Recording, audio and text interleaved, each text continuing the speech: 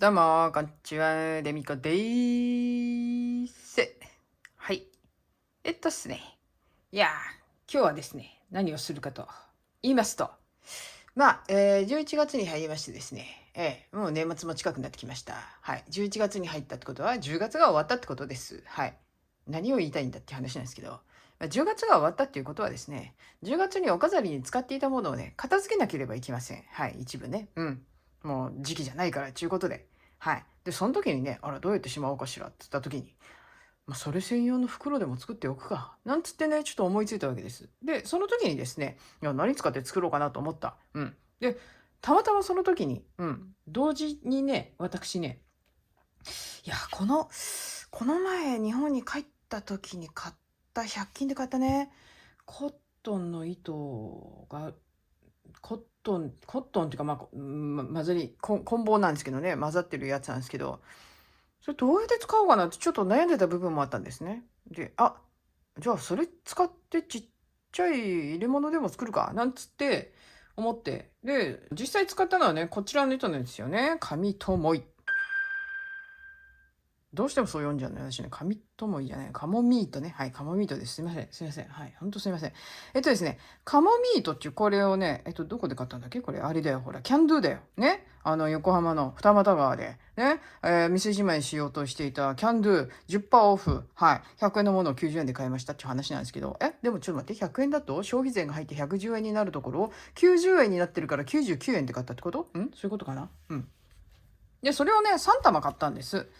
で、これ、茶色と青と、で、もう一個ピンクっぽいの買ったんですよ。で、でも、いや、これさ、よく見るとさ、これさ、綿59、ポリエステル30、ナイロン11でね、4から5号っていう話なんですけど、20g で46メートル。20g しかないわけですよ、1個。ね。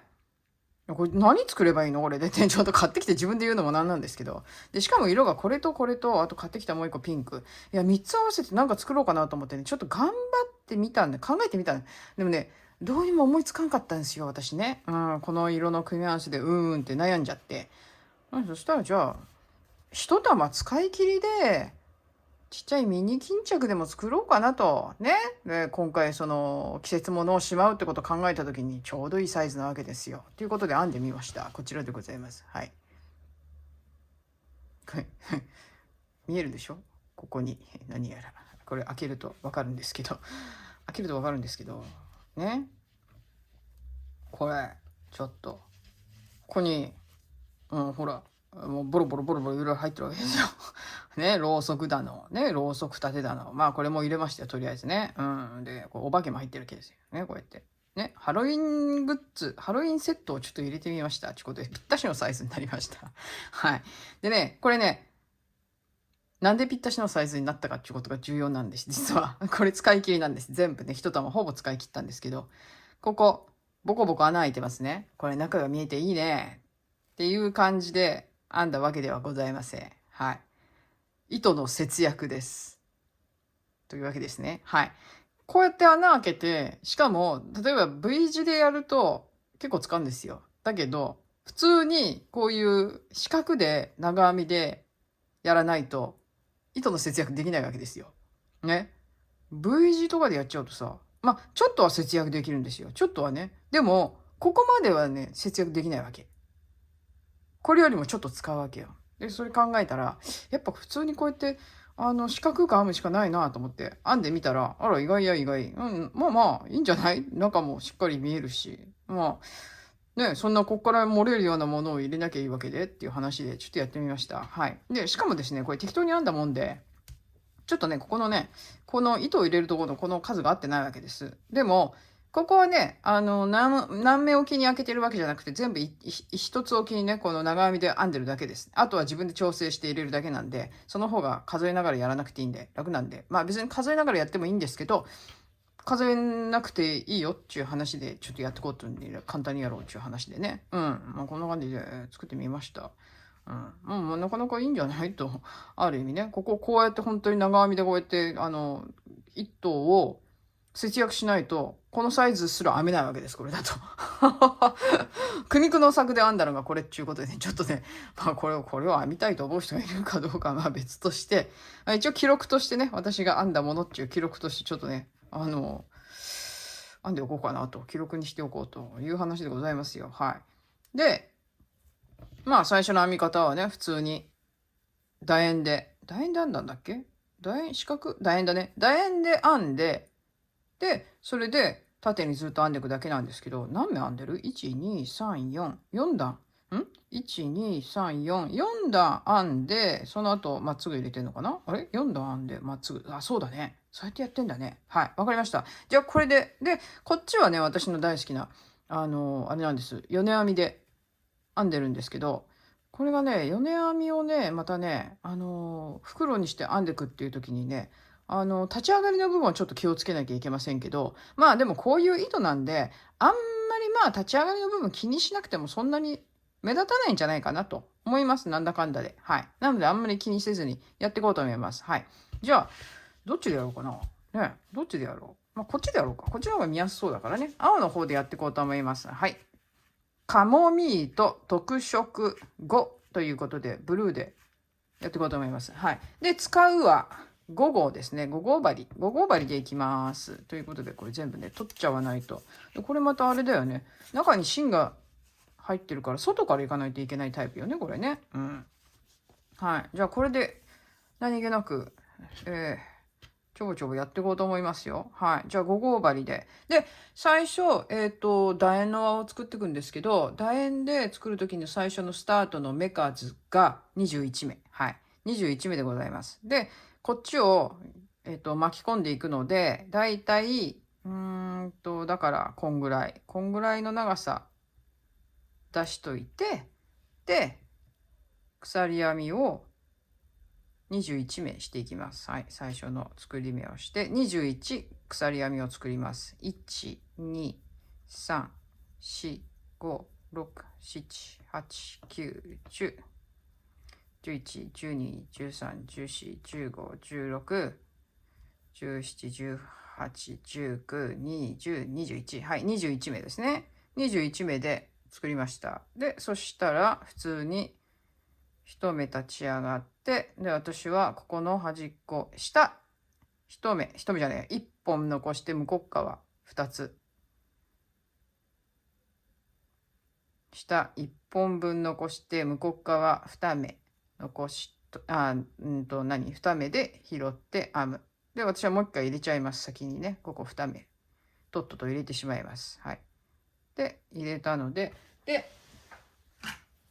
はい。で、わかんなくなりそうな場合には、私はまあ大体でもこういう時は入れとくかな。入れとかないとわかんなくなるんで私も。これ入れといてね、最初の頭にね。はい。これであとは一目ずつとりあえず端っこまで入れていきますね。細編みをね。はい。ずっと細編みを入れていきます。22。はい。ここですね。はい。22。はい。合ってるね。22。はい。で、最後の目に、もう一つまず入れるでしょ。その時に、こいつはちょっと一回右に持ってきて、23目目。で、24目目が、こうまたかけて、ね。この端っこに3つ目を入れて、24。はい。で、また逆サイドまで、この端っこっていうか、この糸端をね、入れながらいきます。25、26、27。なんで数えているかちょっと後で数えるのめんどくさいからね。はい。28、29、うん。29、30。はい。21目で始めてるんで、倍になって、2足されるから、42、44目まで行けば OK ってことですからね。はい。じゃあこれで端っこまで行きますね。はい。31、43。で、44ぴったんこ。はい。最後44目。最後1目だけでいいですからね。先に2つ目入れちゃっていくから、私の場合はね。はい。44目まで、これぐるっと一周してきて44目になりました。そしたら、普通に、ここ入れてたところに引き抜きますね。はい、入れてたところに引き抜いて、はい、もうびったんこだこれ。ね、ちょっと引っ張って、で、また伸ばす感じで。はい。で、引き抜いて立ち上がる。で、そしたら、次、2段目になるんですけど、2段目は角っこの3つのところ、3つ入れたところを、さらに1つの目に2つずつ入れていきますね。1。ただ、私の場合は、立ち上がりを中心にしたいので、まずここは1個しか入れません。最初。そう。立ち上がりのね、バチコン真横にしたいわけよ。はい。なので、1個しか入れません。で、ここに2個入れます。2個入れて、帰ってきた時にもう1目入れますね。はい。2入れて、あとはずっと普通に、細編みを1目ずつ入れていきます。端っこまでね。1。で、ここの間、ここからここの目を増やすところの角っこの半円になる部分と、こっち側の半円になる部分の間の目数は、21で始めてるから19ってことかな。19だよね。はい。これで、だから1、2、3、4って2つ入れたでしょ？ 2 つ入れたところから1、2、3、4、5、6、7、8、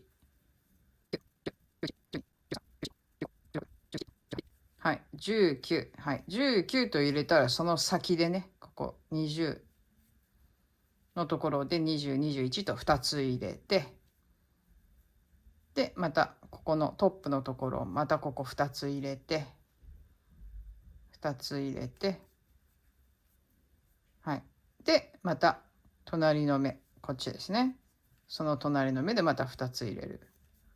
ちょっと分かりづらいなーって、分からなくなるの嫌だなーって時には、一番最初の1、2、3、4、5、6、一番最初の増やしたところね、ここにでも入れておけば、ここから始まりますよという感じで入れとけばいいかと思います。はい。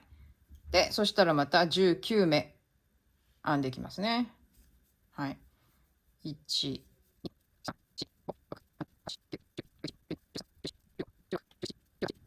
はい、19。はい、19編んできて、その先で2つ増やしますね。1、2と増やして、で、次はこの最初の目入れてあった根元のところに1つ入れて、これで全部で、44目から50、60、違うな。いくつになった？ 44 から46足して48目。50目か。50目になってると思います。これで全部でね。で、ここ引き抜いて、ギュッと、はい、立ち上がります。で、また根元に1つ入れて、じゃあここでまた今度は2つ入れますね。根元でね、2つ入れて、また目を増やしていきます。今50になってるんで、次56。56ですね。56にしていけばいい。はい。なので、1、2、3と編めばいいのか。はい。なので、ここでまた一つ今度隣で編んだら、そのお隣とかでね、増やせばいい。割と適当で OK ですね。この辺はね。はい。で、これでずっとまた逆サイドまで編んできます。そんなにね、大きいものじゃないし、厳密になんていうのかな、均等に増し目をしなきゃいけないっていうこともないんで、このサイズだったら。小さいんでね。うん。なので、そんなに気にしなくてもいいかと思います。ただ、最終的な、立ち上がって編んでいく目数が56目になってればいいっていう感じです。ただこうやって直線で走ってるところで増やすのはちょっとあれなんで半円のところでね、適度に増やしていただければいいわけですけど、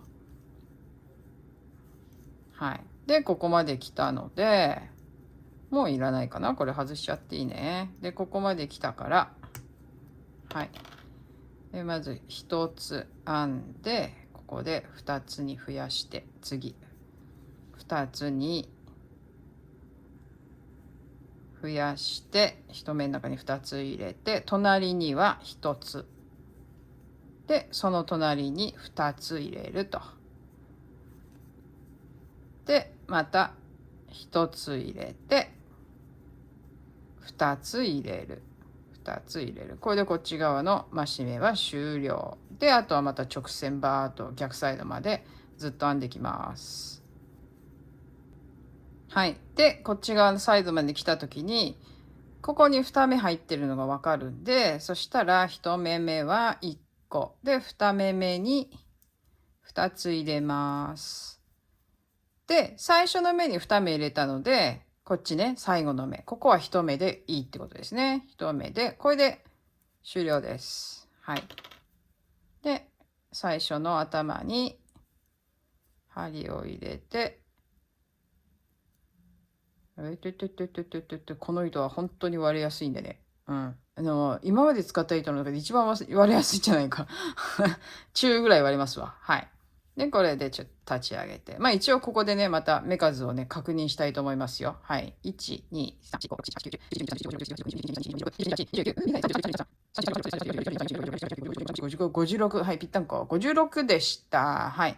では、ここで一周また一目ずつ細編みを入れていきます。はい。1、55、56、ぴったんこ。イエス。はい。56。で、こっち引き抜きますね。こうやってね、ブス。引き抜いて。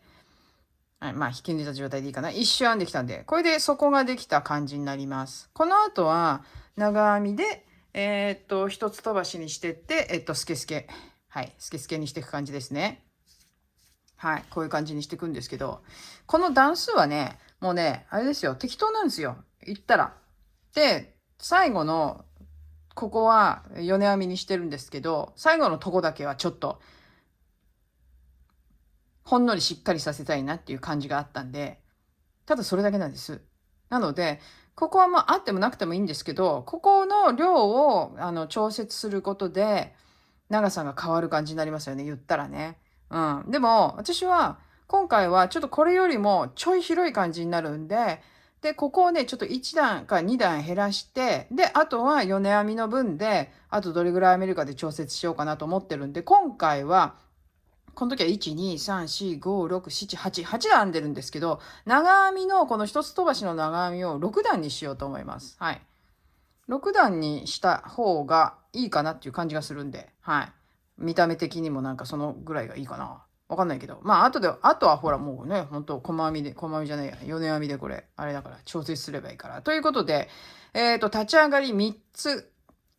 ここはもう素直に、普通にこれで大丈夫です。3つ。3つ普通に立ち上がってるの私。ちょっと待って、普通に大丈夫ですとか言ってんけどさ。はい、確認しました。はい。長編みはね、普通、鎖編み3目で立ち上がると思うんですけど、これだと高すぎます。はい。高すぎるので、私2段で立ち上がってございました。はい。長編みじゃないや、鎖編みを2段で立ち上がって、ただ、ここ一目すっ飛ばさなきゃいけないので、もう一つ編みますね。横に渡る分の目として、鎖編みをもう一目編みます。はい。で、それで、次、長編みを入れていくんですけど、ですね、ここの目の、根元がここなんですね。なので、ここの目を飛ばしてその隣。ね。ここが一目飛ばすところに見えがちなんですが、ここが根元になるんで、この目のね。うん。なので、まあ、本来であればね、例えば、私今ちょっと思いついたよ。今これ引き抜いたじゃん。引き抜いてって、これ引き抜いただけだね。そしたらもう一回ここで、どうよ、横に引き抜いてみてはっていう話でね。まあ、これでもいいと思います。はい。この方がいいんじゃないの？そうだね。こっちの方がいいね。じゃあこれでいきます。変更つってね、結構変更するよ。その時によってね。はい、今引き抜いた状態です。で、そしたら根元にもう一度入れて、もう一回引き抜く。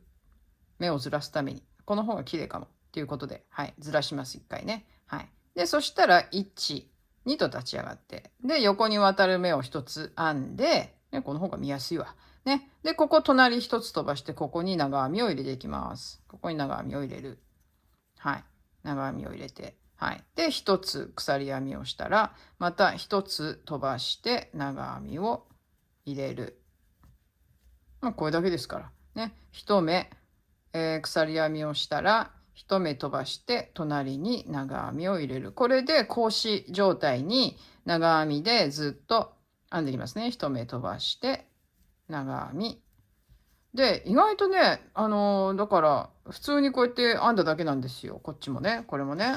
意外と綺麗に格子になったなと思って、なんか歪んだりするかなとちょっと思ったんだけど、そうでもなかったね。だからこれまあ悪くないんじゃないと思って。で、この糸もね、まあなんだかんだで結構しっかりしてるわけですよ。しっかりっていうかまあ太さがまあそこそこあるんで。だからいいんじゃないかなと思って。じゃあとりあえずこれで一周しますね。はい。一周してきます。なんでハサミが。はい。はい。で、ここまで編んできました。最後必ず鎖目をね、鎖編みを一つ入れたら、ここ、立ち上がったところ、ここが生えてるところなんで、ここ1個飛ばしてここ生えてるところなので、1、2、下から2番目の鎖編みの目の中に入れて、まあ入れるときは私はこうやって入れるんですけど、人によるかなね。こう、どうやってみんな入れるのかな。私は、この場合はでもこっちの方がいいか。ね。こう、裏山を1本手前に残して、向こう側こう鎖を2つちゃんと拾うように入れて、で、引き抜くと、まあ、綺麗に閉じられるんじゃないかな、穴がね。そうそうそう。はい。で、そしたら、まあ、普通に1、2と立ち上げて、で、隣に渡る分の鎖編みを1回して、で、そしたらまた普通に、この鎖編みの頭に普通に鎖編みを入れていくだけです。はい。鎖編みの、鎖編みじゃない、長編みね。長編みの頭。ね。長編みの頭に普通に長編みを重ねて入れていく。一つ鎖編み。で、また長編みの頭に長編み。もうこれだけです。はい。これだけでございます。本当に。簡単よね。たまにはこういうのもやらないと。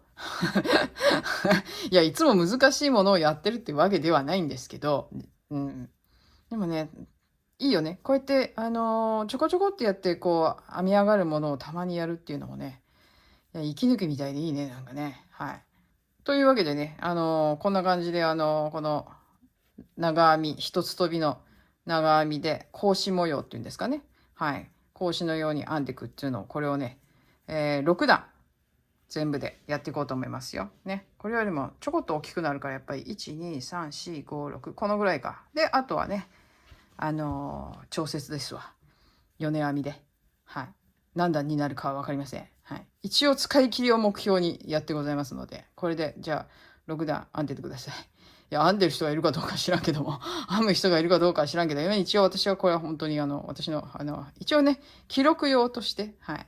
というわけなので、まあ、編みたい方がいたら編んでくださいね、ということでね、はい。編んでますけど、はい。じゃあ、おとなしく、6段編みますわ。はい。じゃんじゃんできます。すぐに編めますんで、はい。はい。こうね、裏山を引っ掛けて、こっち側をこうやって引いて、で、閉じると。はい。で、立ち上がる。ちょっと待って、立ち上がる？立ち上がってもいいか。ここは立ち上がってもいいな。はい。結局、6段。1、2、3、4、5、6、7段。7段編みました。はい。7段編んでしまいましたが、立ち上がりの部分もね、こんな感じで、そんなに遜色ないと思います。よそのところとね。こういう糸だから、あんまり逆に目立たなくていいね。こういう立ち上がりとかがね。はい。で、なんか残りがこんな感じになってきたんで、あれ、足りっかなーって感じになってきたんですけど、まあちょっと、編み切りでやるんで、ちょっと頑張って、はい。足りると思います。はい。で、ここで1段立ち上がってるんですけど、ですね、ここで、米編みをしていくんですね。なので、立ち上がらずにですね、ここもですね、引き抜いたら、ね、こうやって引き抜いたら、隣に移動します。はい、移動します。はい。で、立ち上がって、ここで、細編みを一つ入れてください。で、そしたら、ここにまた、わからなくなりそうな人は、ちょっと入れといてね。これね、目印入れといて、はい。でそしたら1つ鎖編みをして細編み、鎖編みをして細編みを、鎖編みをして細編み、細編みを穴の中に入れてきます。1つずつ。でその間は1つ鎖編みをして細編み、鎖編みをして細編み。これでねちょっとある程度とりあえずこれで3段ぐらいはいけっかな。ね、3段ぐらい編んでみようか、とりあえずね。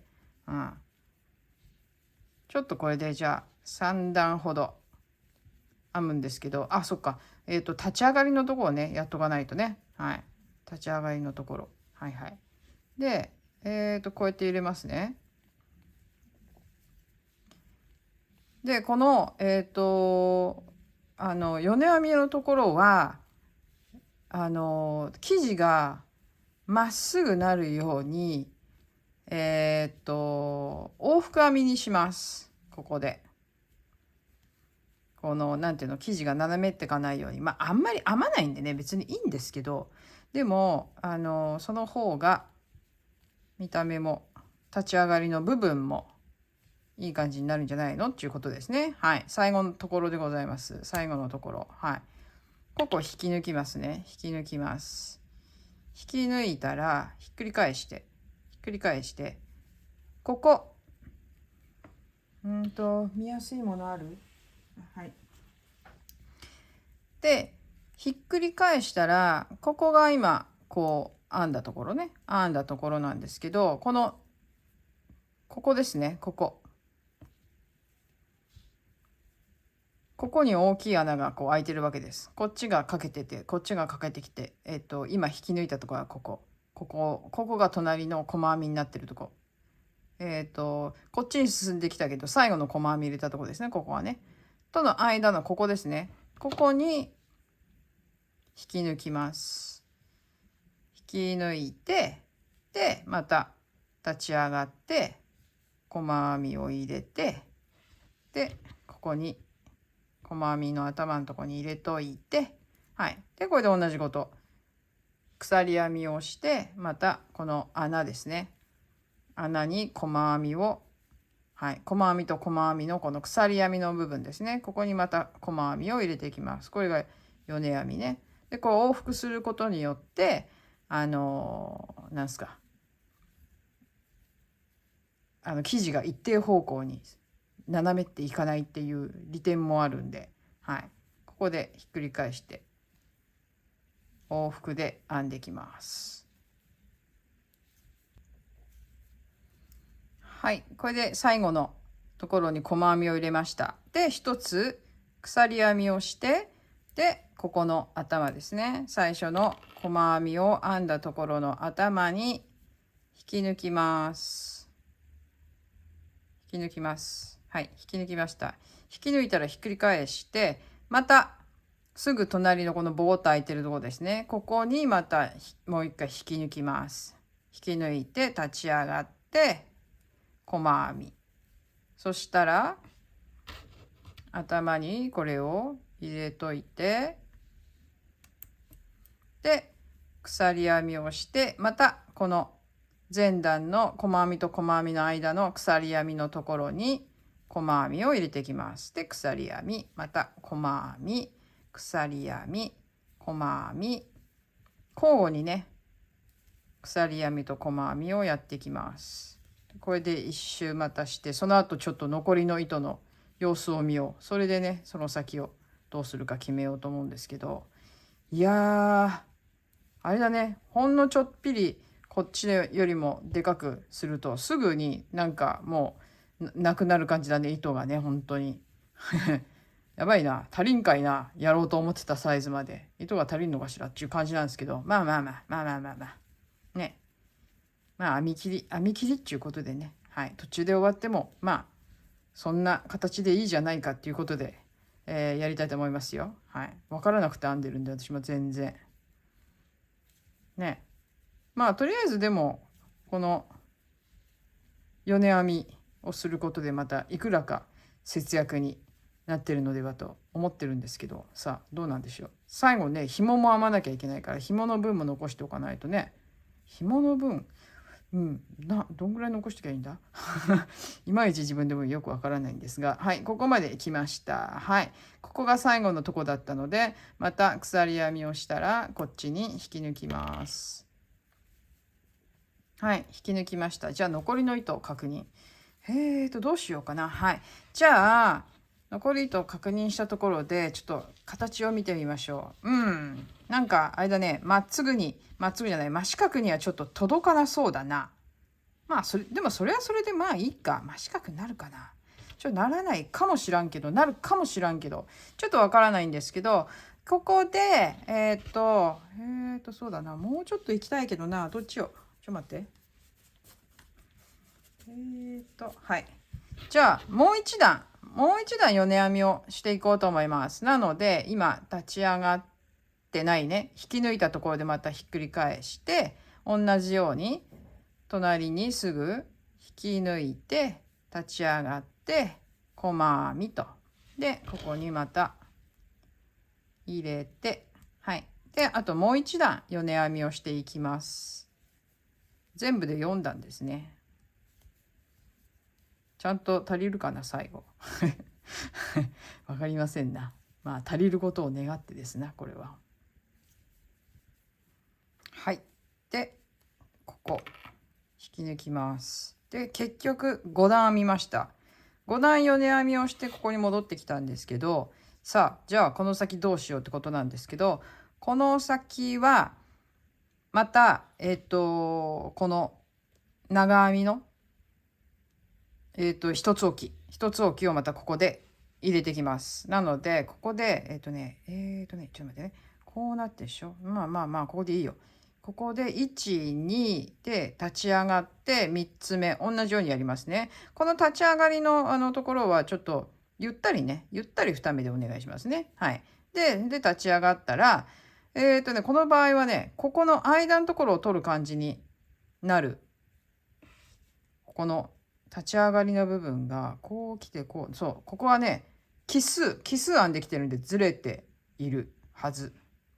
ずらして、そう最初ずらして編み始めてるからずれてるはずなんで、ずれてるってことはまあここから立ち上がったら穴に入れていかなきゃいけないね。はい。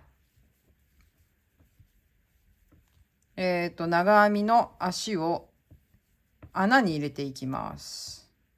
これはこうですね。はい。この下の部分とこうなんつうの合わせるため、こことねこの米編みとはこうなんて米編みが奇数段に入ってるんで、この穴の部分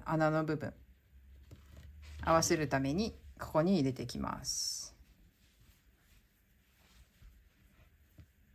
穴に長編みで鎖編み、穴に長編み、鎖編み、穴に長編み、ちょっと待って、変なとこ入れないようにね。はい、ちゃんと探って、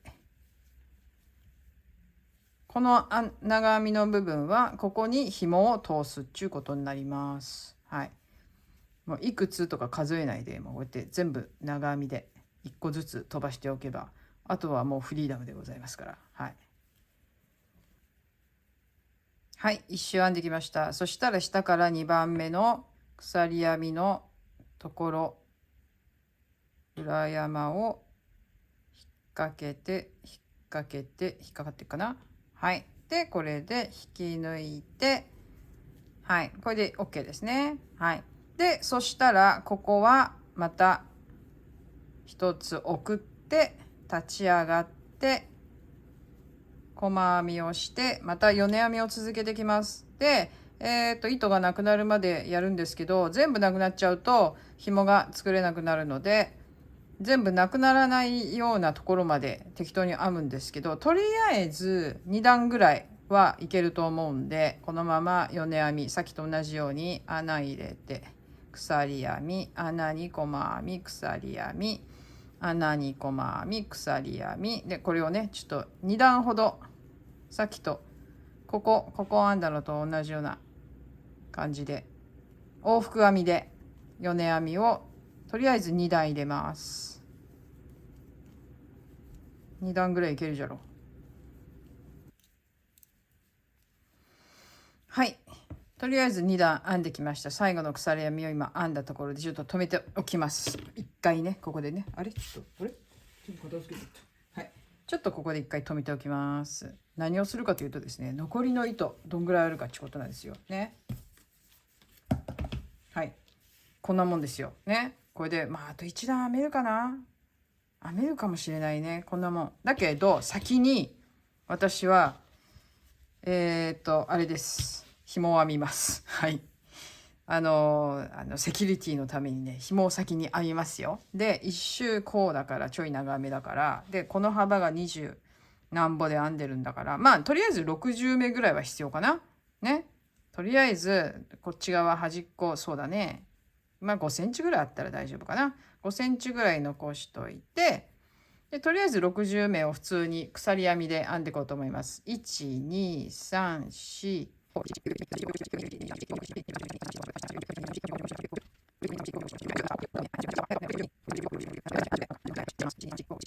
80で十分だと思います。80あったら、はい、大丈夫です。じゃあ80目。紐は80目にしますね。で、こんなもんで、こんな感じで1本作りました。はい、もう1本作ります。糸が十分にあるうちにちょっと作ってしまいます。別糸で作りたい人は別にそれでもいいと思うんですけど、123456780、はい、80でございます。でこれでちょん切ってで抜いといて、はい、2本キープしました。はい、2本紐キープ。はい、で残りどれぐらいだ？1周足りるかどうかですよ。あとは問題はどんぐらいある？一周いけるかな。ちょっと編んでみますわね。あと一周いけるかどうか。ここで止めてるからこれね。はい、あと一周いけるかどうか挑戦でございます。はい。でここですね。ここに引き抜いて同じようにひっくり返してここで引き抜いて立ち上がって最後の米編みが入るかどうかでございますね。はい、ドキドキでございます。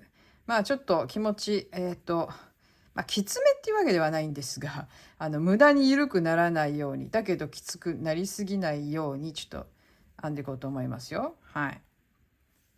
いやー、こういうね、たまにね、こうやってちっこい袋私編むんですけど、大体まああれですよね、必要になった時に編むって感じかな。うん、でもこれはまあスケスケですけれども、この目からこぼれないものだったら何でもいいんで、まあアメちゃんにしろ何しろね入れてもらってもいいし、ちょっとしたものをね入れてもらえばいいんじゃないかなとは思うんですけど、あれですよ。まあ私これを入れてね思ったんですけど、まあ中身が見えるってやっぱりある程度その見えてもいいものだったらねやっぱ便利だなーなんてちょっと思いましたわよ、やっぱり。うん。こういうのでね、全然中身が分かんなくて入れちゃって、まあほらね、そういうお年頃っていうのもあるから何が入ってるか分かんないわっつっていちいち開けるとかね、うん、そういう煩わしさがないからやっぱり中身スケスケだとね。そうだからある意味まあ便利っちゃ便利かなと。これでもってまあ20g で何メートルつったっけ？何メートルつったっけ？ 20g で46メートル。ああ、そんなにまあ太い糸ではないけどね。でも 20g で、46メートルしかない糸をどうやって使おうかって言った時にやっぱりそれなりの数が必要になってくるけど、まあ一つしか持ってない時にやっぱり一玉で編めるものって何かあったらいいもんねって思っちゃうもんね、やっぱりね。ちゅうことでちょっと足りるんじゃない？ギリギリ。なんかギリギリ足りない気もする。どうだろう。あ、米編みだから足りるかな。あ、足りる足りる。足りる足りる。お、ギリギリじゃん。すげえ。すごくない？ちょっと。ちょっと。奥さん。奥さん。足ります。はい。おお、いい感じ。おお、素晴らしい。で、ここで鎖編みですよ。最後に。で、ここでつなげるんでございますよ。おお、すごくない？ちょっと。あ、やった。はい。で、これで抜きました。ってことは、私、いつものように、こっちを、まあいいや、これでいいや。鎖目で止めます。はい。なので、こここが最初の目ですね。その隣に入れます。入れて、はい。で、入れて、で、こっちにもう一回戻して、厚みをつけてあげて、これで同じ感じになるんで。で、あとは、糸処理ですね。まあ、こういう生地っていうか、こういうやつは、あれだね、糸処理があんまり、なんて言ったらいいの、目立たなくとか考えなくても良さげな感じだから。まあ、でもとりあえず外れないようにはね、通してあげて、いろんなところをちょっとね、引っ掛けつつ、通す感じで。はい、こんな感じでいいと思います。はい。まあいいんじゃないこれで。まあちょっと気持ち焦ったから、焦ったっていうかギリギリだから、ちょっと気持ち、ちょっときつくなった感あるかな。まあいいか。はい。このぐらいは巾着ですから。気になりません。はい。これで袋部分ができました。で、当然さっき編んだ紐もございますので、これをね、どうやってはめていくかっていう話なんですけど。はい。じゃあこれで紐を入れていこうと思います。で、紐を入れてくるときなんですけど、数がですね、今回ね、56のね、紐がね、28なんですよ。28でね、で、56でやったから、28なんですけど、28だとね、まあ、1個置きでやるしかないかな。うまく割り切るには。っていう感じなんですよ。だって28の半分が14でしょとか、14、14でさらに半分で割ると、7で奇数になっちゃうから、偶数じゃなきゃね、うまくいかないから、ってことはまあしょうがない。一向機でやるしかないですね。いろいろなパターンを考えてやると。なので、今回は、なんだ。あんまりなんだろう、考えなくてもいいフリーダムにいけるかなと思ったけど、結局、結構フリーダムじゃなかったね。穴が。まあいいや、しょうがない。はい。なので、この場合には、ここ1本、ここが脇っちょなんですね。立ち上がりの部分の脇っちょのところ、ちょうど脇っちょのところに1本来るんで、隣から1個置きに入れてきます。ね、20、そうだよね、28、そうか、30、30だと15、30でもダメなんだな。だから4の倍数とかじゃないとダメってこと、よくわかんないや。もうやってみないとわかんないから、とにかく。こっちも超適当だからさ、これさ、均一に入ってないからさ、紐が。うん。まあいいや。これ一個受けでちょっとこれやりますね。でもこの長編み方式でこれやっとくと本当にあれだわ。便利だわ。ある程度。なんだろう。計算してこう、例えばこれが均等じゃなくてもね、なんつうの、こっちが2個。沈ませるのは2個で出すのが 1名とかね、そういう風にもある程度計算が合えばできるんで、この方式はちょっと私は便利かなとちょっと思ってるけどね。それで思ってそのサイズでちょっと今回やってみたけど、意外と無理だったさせんね。まあまあまあまあ、そんなこともあらあなね、適当にやってっからこういうことになるんだよって話なんですけど、まあまあしょうがないですね。はい。でですね、これがですね、だから出てくるのがこうなるじゃないですか、ここ。で、あと、どこが立ち上がりのところ、立ち上がりがここ。出てきてるのがここ。立ち上がり。ここが立ち上がりだね。だからね、ここも。いいんだよね。1、2、3、4、5、6、7。あ、OK です。はい。じゃあ、ここからですね。ここが反対側の立ち上がりの逆サイドになるので、ここからまた入れて出して、入れて出して。基本これはね、紐通すのはお裁縫やってる人は、まあご存知の通り、同じところに出して入れて出して入れてするのがすんなり糸が縛れるっていうか、ね、そういう感じだから。同じところ入れないとちょっとね、窮屈な感じになるからね。なので同じところから出し入れをして、でここ通して、はい、出し入れをして、まあ一個置きでも大丈夫っちゃ大丈夫でしょうね。そんなに大丈夫、大丈夫だと思う大丈夫かな。はい、出てきました。はい、うまいこと一応言ってるんでいいということにしましょう。大丈夫か。まあ大丈夫か。はい、大丈夫ですね。はい、一個置きに入れてみましたということで、はい、ぴったんこでございます。はい。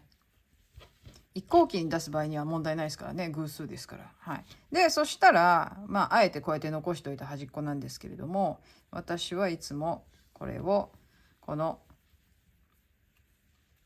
根元のところっていうのかな。よいしょ。このちょうど、こですね。ここのところでこうやって結んでキュッと結びます。こんな感じですかね。はい。でこっちも結びます。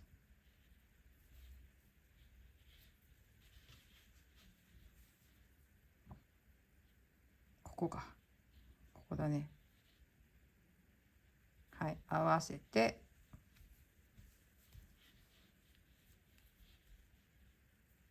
結んで、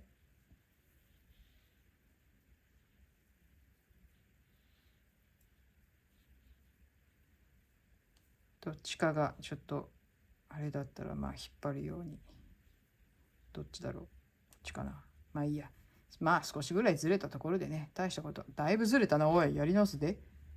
こういう時はやり直すよ。はい。はい。まあこんな感じでいいと思います。はい。で、そしたらあとは適当な長さに。はい。ちょっと引っ張って。はい。で、こっちは適当な長さに切るんですけど、ね、ちょっと斜めな感じで、パッツンと同じ風にならないように少し斜めな感じで切っておきます。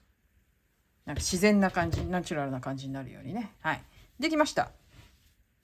できましたよ。何入れます？あ、これちょっと入れ替えます？ちょっとあれはね、あれは入んないかもしんないね、これは。これは。まあ、畳は入るけどね。畳は入るけどっていう話なんだけど、半分に折って入れておきましょうかね。ちょっとそこの方にこう入れる感じで、こう入れて、で、こうもろもろをちょっと出して、お化けが牢屋に入ってるような感じになりますかね。はい。こんな感じで。はい。で、あとは、この人をちょっと並んでは入れらんないな。お化けを入れて、はい、かぼちゃを入れて、お化け縦に入れて、これをろうそくをこう入れてあげて、はい。どうよ。入るんじゃない？入りましたよ。ほら。こんな感じでございます。ちょっといびつになってますが、これは中の人の形ですね。これお化けをちょっとギュッと。はい。こんな感じですか。入りましたよ、一応。で、これでちょっとね、結んでみたりとかして。これはもう上側でもね、この手前側でもどっちでも結べますので、こうやって結んであげて、ほれ、入りましたよ。こんな感じになりました。あ、この辺片付けよう。はい。はい。というわけで、今回はこちらのね、こうほら、ちょっと2つ飛びにしたりなんか、1つ飛び、2つ飛びなんかして、こう適当に入れてるわけですよ。ね。でもこれギュッてやっちゃえばわからないからね。これとちょっとサイズ違いっていうか、ちょっと寸法違いでね、今回またこうやって格子のやつをね、作ってみました。はい。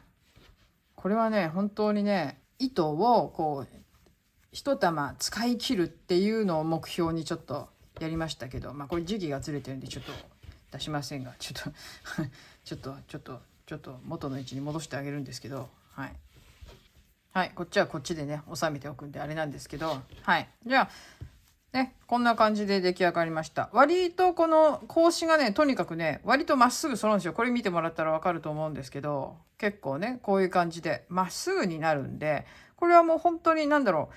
全然なんだろう、往復編みとか全然してないわけですよ。普通に編んでるだけなんですね。普通に編んでて、でも結構こう、なんていうの、目がこうずれてかないで、こう、長編みの場合は、こうやって綺麗に格子に編めるんで。それだからいいなと思ってちょっと編んでみたんですけどね。はい。こんな感じで編んでみてはいかがでしょうか。まあ、一玉使い切りっていうことですね。こちらの、もう一つ余ってますけどね。このカモミート。はい。こちらの玉、今回全部使い切り。はい。